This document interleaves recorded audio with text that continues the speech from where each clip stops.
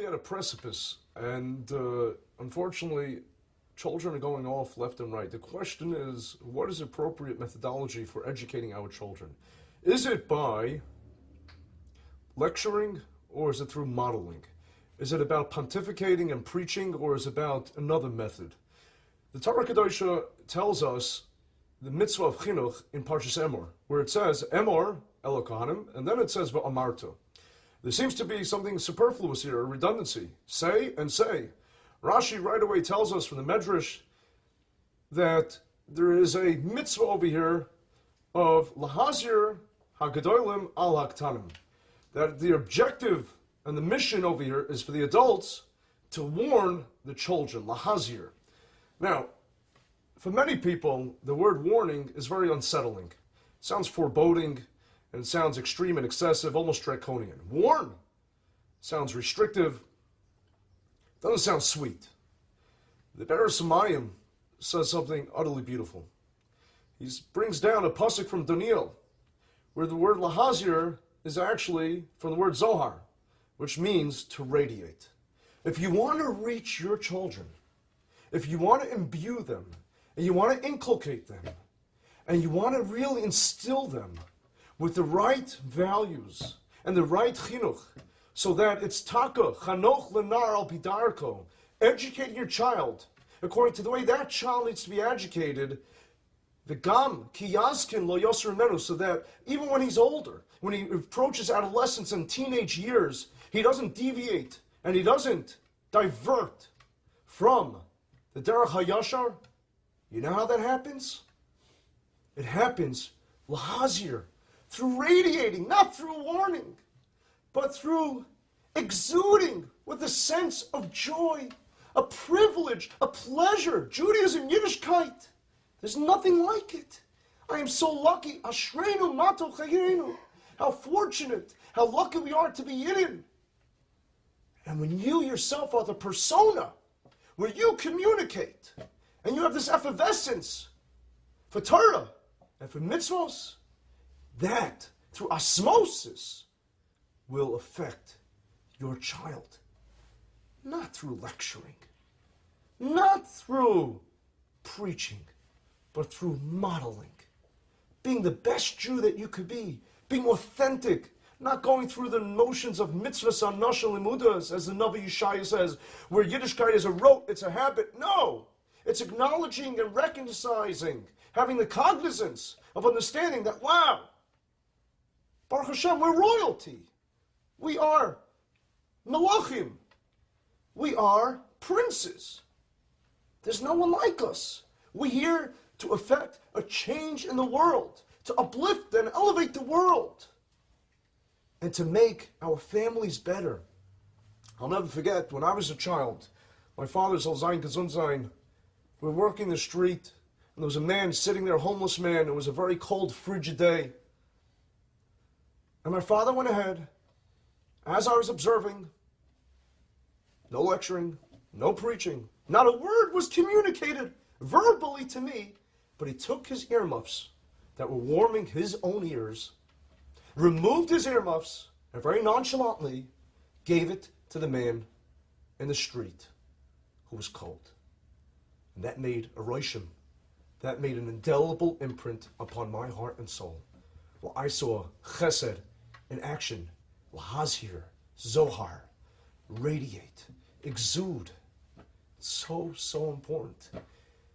If we talk in shul during davening, our children will never have a chance to avoid it. If we deal unethically in business, our children will never have the chance to be yashar.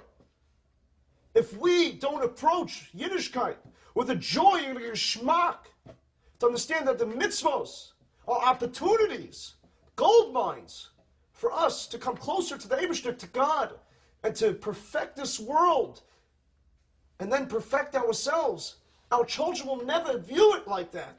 They'll view it, chas v'shalom, as a burden. On the other hand, if we approach a mitzvah, says the Zohar, mitzvah is related to the word of litzavos, a connection.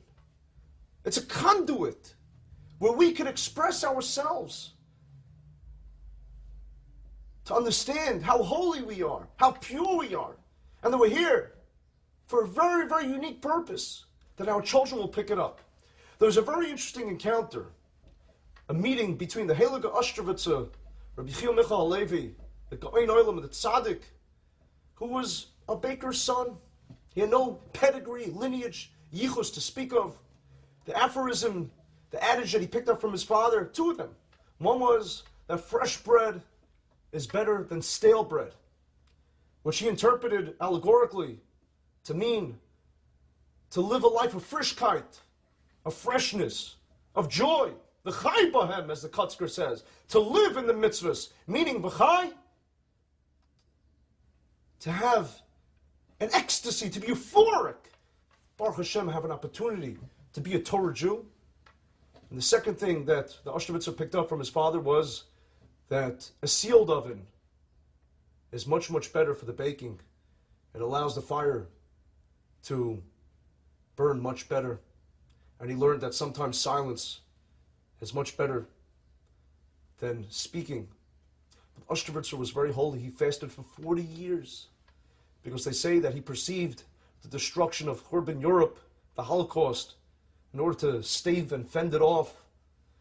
And one day he met Reb Chaim Oizer Grzensky, the Heilige Achiezer, the Gadol Hador Reb Chaim Oizer. Reb Chaim Oizer said to him, to the Ashtervitzer, "You're a Gavar Rabbah, you're a great man. Please, teach me a Torah lesson."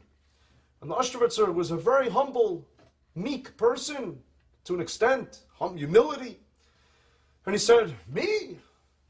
What could I share with the preeminent authority of the generation of Chaim Oizer?" Chaim Oizer was a Gaon Olam. They say he was able to write with both hands, left and right hands, at the same time, two different tshuvos, two different responses, two different letters, while conversing with two other people about their tshuvos. I mean, unprecedented. And Chaim Oizer said, "Yes, you are the Gavar Rabbah." He says, "Please, I'm not a Gavar Rabbah." So Chaim Oizer said, "What is a Gavar Rabbah in your interpretation, from your perspective?" He said, "I'll tell you what I think a Gavar Rabbah is, Reb Chaim Oizer." So said Ashtervitzer, the Gemara in Malkus Daf Chaf Beis tells us that there's a critique, a criticism against people of the generation, that they rise, they stand up for a Sefer Torah, for a Torah scroll, but they don't rise for a Torah scholar, for a Talmud Chacham, for a Rav. They don't have proper reverence and regard and deference, respect for Talmidei Chachamim. And the Gemara says, how silly is that? And how nonsensical is that? That they rise for the Torah and they don't rise for the Torah scroll.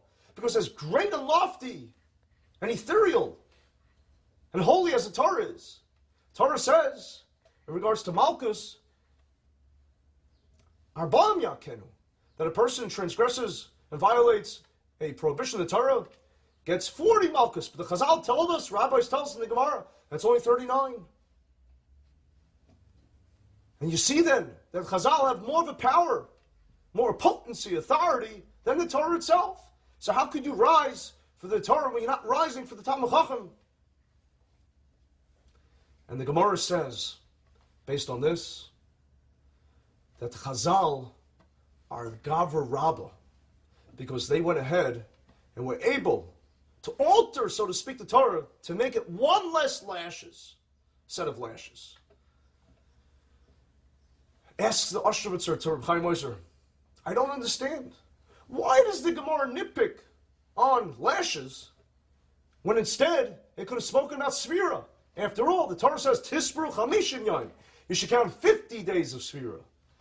And Chazal, in essence, diminished and said instead, you count 49 days. As a matter of fact, the Rabbeinu Asher, the Rosh, in Arvei Psachim, Siman Mem, if I'm not mistaken, says that the reason for all these changes is because the Torah rounds off to the nearest number. So instead of 39, it's 40. Instead of 49, it's 50. And when the Yaakov Avinu went down, descended to Mitzrayim with the family, it was only 69, but the Torah rounds it off to 70 nefashos. But says the Ashtervitzer, why did the Torah pick on lashes instead of picking on Sfira? And why does it call the Talmud Chacham the Gavar Rabbah, who changes the lashes from 39 to 40 and not Sfira from 50 to 49? And the Ashtervitzer said as follows, Something so profound, so heartfelt, so beautiful. He said, because it takes a gavur rabbah to minimize pain of another Jew. When it comes to Sphira, to negate the 50 and turn it into 49, that doesn't impact, that doesn't affect, that doesn't show love for another Yid, for another Jew. But when Chazal say, don't do 40 lashes, instead do 39, that minimizes, that mitigates, that affects the life of another Jew because it takes away a little pain. And that's why the Gemara calls it a gavur rabbah.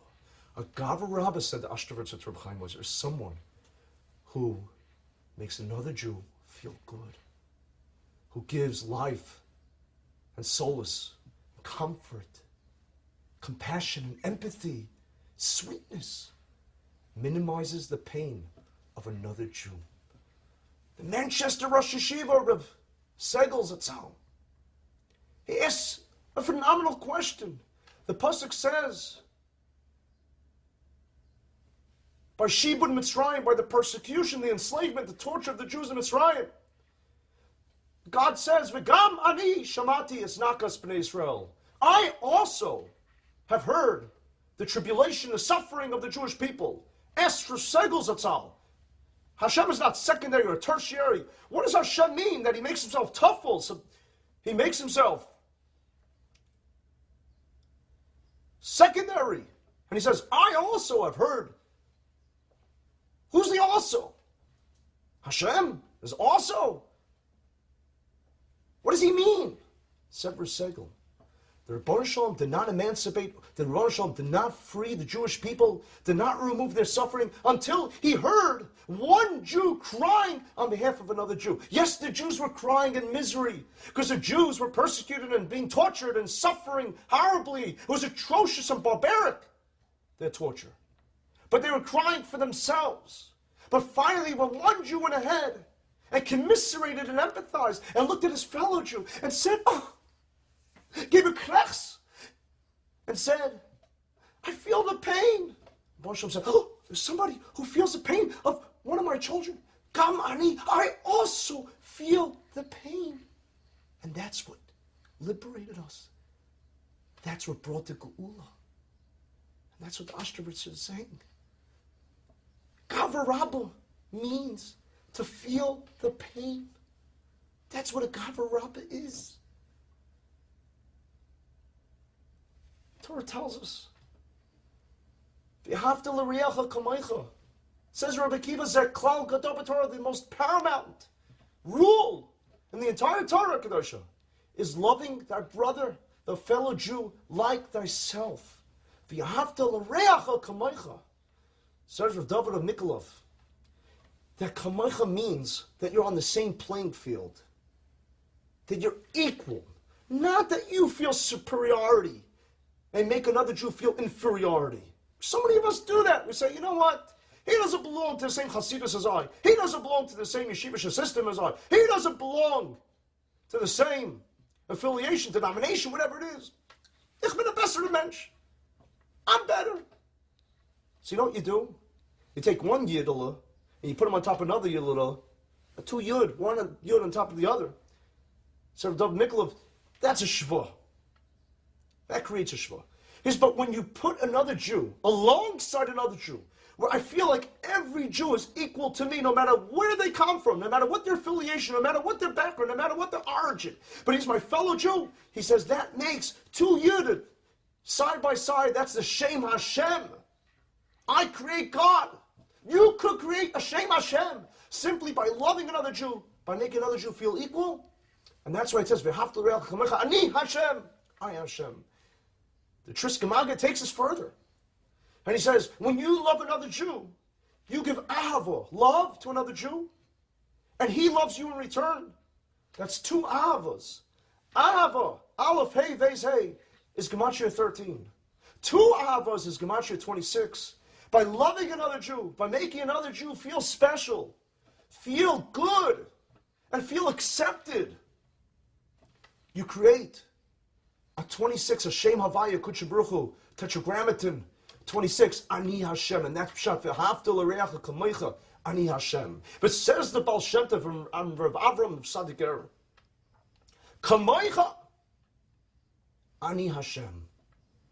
As you treat another Jew, your fellow, Kamoicha, that's how you will be treated, Ani Hashem. You want to know how I act as God? You want to understand theologically and teleologically this whole understanding of what does it mean God? How does God act in this world? Hashem tzilcha, says Baal Shem Tov. Hashem is your shadow.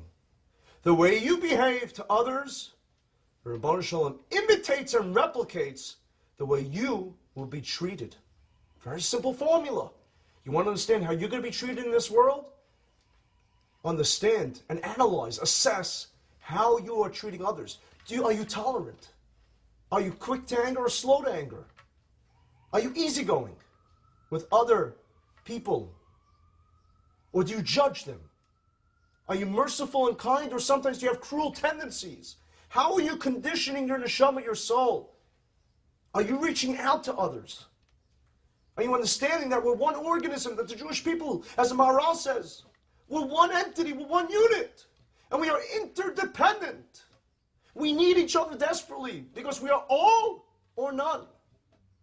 If we're not all, the Rebbe Shalom looks at us and he says, if they're not zusammen, if they're not b'yachdus, be unity, togetherness, then I will make sure they are none. But when we are all, then we are one, and then we are rendered impervious, immune to Chas v'Shalom, to any destruction. Hashem loves us in return. How meritic, how beautiful. And when did this happen? The colossal event, epic occurrence in history, was at Sinai. Vayichan Sham Yisrael keneged Ahar. Ish echad, believe echad. We were unanimous. There was a consensus. Everyone loved one another. Everyone accepted one another. And that's how we received the Torah Kedosha. And that's how we became the Am HaNivchor, the chosen nation, the Am Segula, the treasured nation. And we have that opportunity again as we prepare for Matan Torah this year. Tafshin Ayin Hey, the year of Tisha, maybe the year of Tisha Yachei Leida. It's such a pivotal year, such a critical year. A year when we see the Nevuos, the eschatological prophecies of Iran, of Saudi Arabia, of the Gulf states, all coming. As in Yalkut Shimoni says, in Yeshaya Navi, all coming and culminating and coming to fruition. This is a year that is unlike any other. And we have to seize the moment. We have to galvanize ourselves, propel ourselves, and understand that this Matan Torah this year, we will make a difference. We will approach Shavous, Ki ish echad, b'lev echad, with one heart and one soul, with love, tolerance, peace, and giving dignity, and radiating lahazir, not to warn, not to reproach, not to rebuke or chastise, not to preach, but to model, to radiate, to have effervescence, to exude with a love for Hashem and a love for His precious children, a love for the Holy Torah. A good Yom Tov.